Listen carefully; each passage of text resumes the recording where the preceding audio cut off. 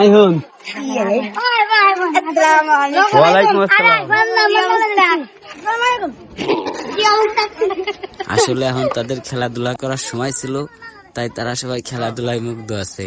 আর আমিও আছি গোসল মোসল বাদ দিয়ে ওদের সাথে ক্যামেরাটা নিয়ে মোবাইলটা ধরে দাঁড়াই রয়েছি। আর ওদের আমাকে ডিরেক্টর খালি ডাকতেছে, আই গোসল করবি না, গোসল করবি না, যা যায় না। আরে ভাই তো ভারী লজ্জা হয়েছে ক্যামেরার সামনে পড়ি আমার। বাড়ির হবে হাসি খুশি আছে।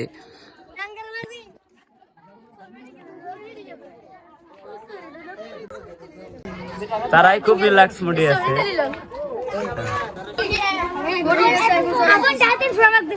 যাক তাই টাটা। বাড়ির আবার ফাজিল।